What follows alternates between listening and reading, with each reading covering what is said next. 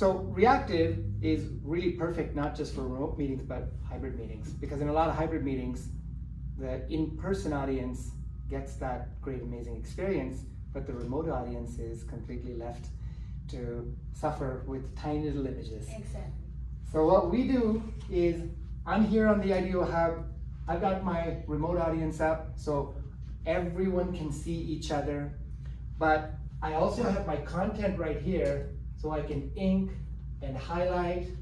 But in order for my in-person audience to be able to see it, we have a couple of extra monitors here, and I can throw the content onto that monitor and it'll actually pop up there. So not only can my in-person audience see what I'm writing and highlighting, but when I share the Reactiv screen, the remote participants get the exact same experience.